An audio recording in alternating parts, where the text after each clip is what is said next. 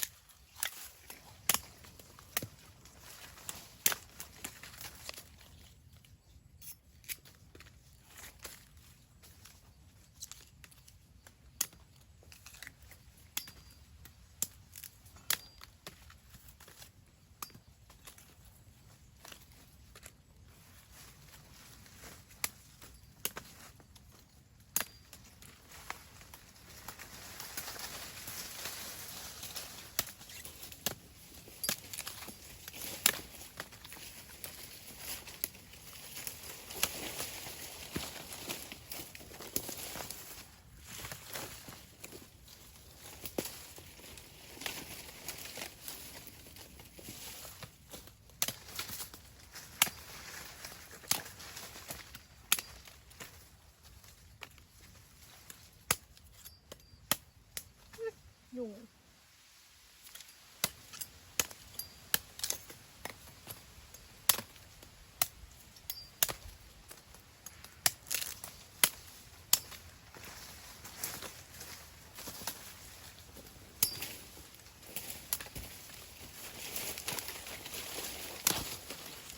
ลุมนี่จักดีไปใส่เนาะโอ้บ่เฮ้ย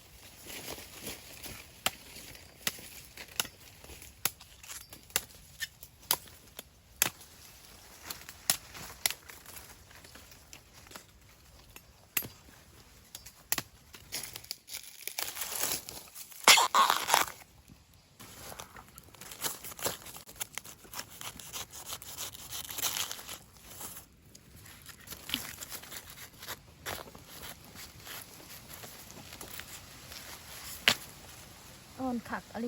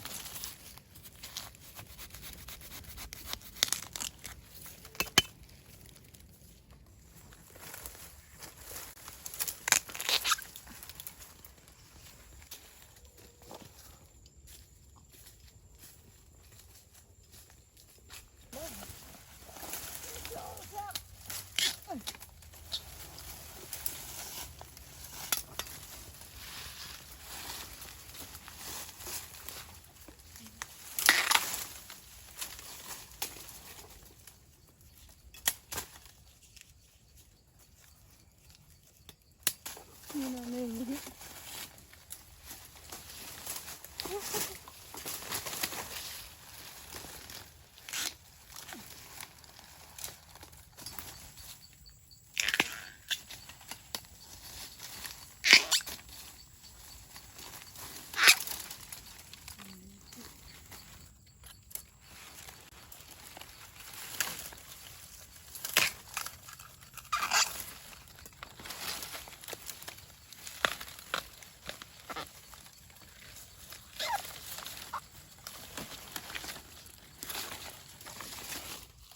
จำนวนเลยเด้อค่ะ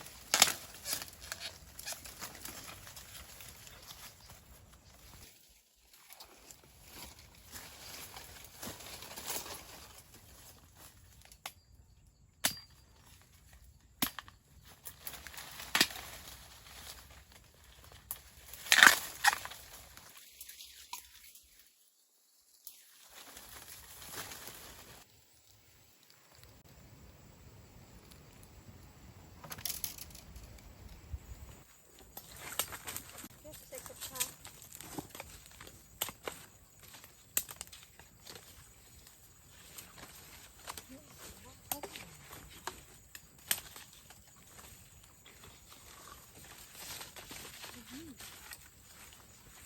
นักเติบไปสิเด้อ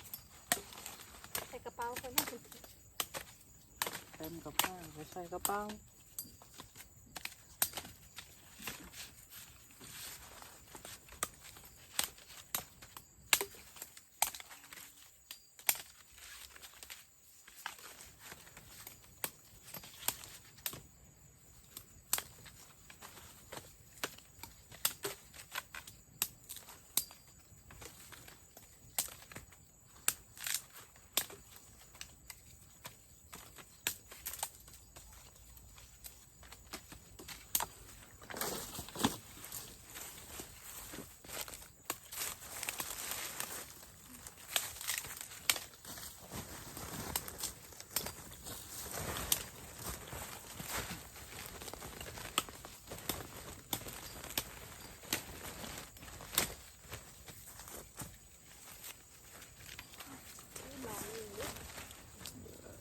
อ้าว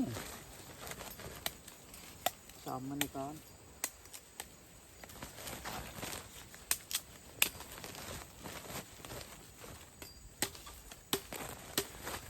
เราไปหาในทางจะแบบยา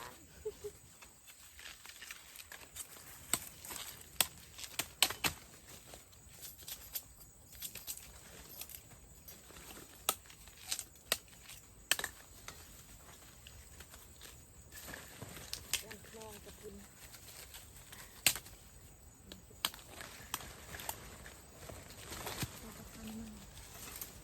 เห็นตั้ง มาละ